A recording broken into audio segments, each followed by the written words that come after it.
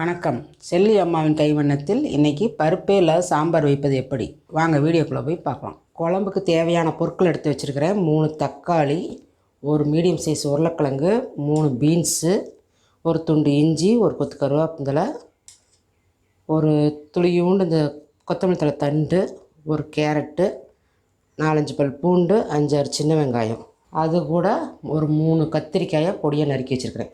இது எல்லாத்தையும் ஒன்றா போட்டு இப்போ வேக வைக்கலாம்.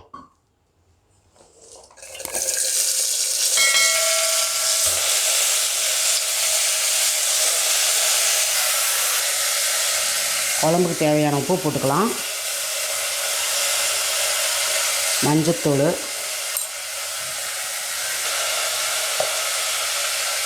சாம்பார் தூள்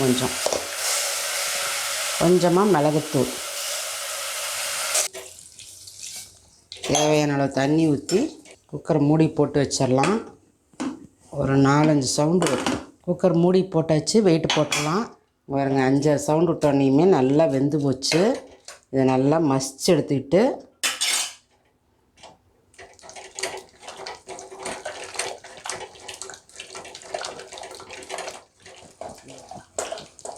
நம்ம என்னென்ன பொருள் போட்டோம்னே தெரியாத அளவுக்கு நல்லா கடைஞ்சிடலாம். கொஞ்சம் தண்ணி எச்சா போச்சு, நல்லா கடைஞ்சா நல்லா தோசைக்கு சாப்பிட்றதுக்கு இட்லிக்கெல்லாம் கொஞ்சம் தண்ணியாட்டு இருந்தால் தான் நல்லாயிருக்கும். இப்போ நல்லா கடைஞ்சாச்சு. காய் என்னென்ன காய் போட்டோம்னே தெரியாத அளவுக்கு நல்லா கடைஞ்சி விட்டுட்டோம். இப்போ தேங்காய் பால் எடுத்து வச்சுருக்கிறேன். ஒரு 1/4 மூடி தேங்காயாட்ட எடுத்து பால் அரைச்சி எடுத்து வச்சுருக்கிறேன். இந்த பால் அதிலே ஊற்றிக்கலாம்.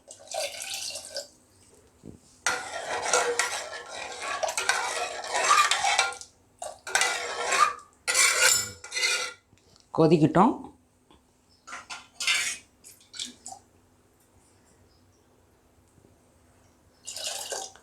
நல்லா கொதி வரட்டும். அதுக்குள்ளே நம்ம இந்தாண்ட தாளிச்சிடலாம். எண்ணெய் ஊற்றிக்கலாம்.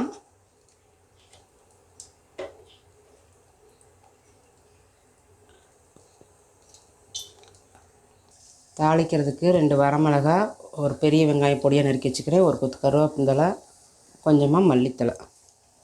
கடுகு போடுறதில்ல, கொஞ்சமாக ஜீரகம் போட்டு, ஜீரகம் பொரிஞ்சோடனே 2 வரமிளகாய் கிள்ளி போட்டுக்கலாம். ஒரு கொத்து கருவேப்பிலை, ஒரு பெரிய வெங்காயம்,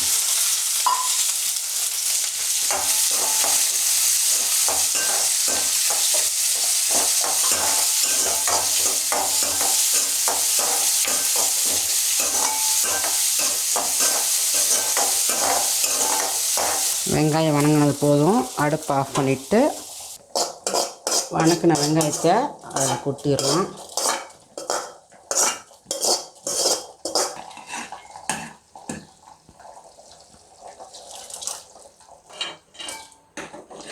குழம்பு சீக்கிரம் ரெடி ஆயிடுச்சு.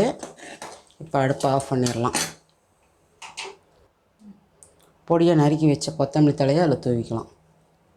இது வரைக்கும் பருப்பே இல்லாமல் நம்ம சாம்பார் வைக்கிறது எப்படின்னு பார்த்தீங்க.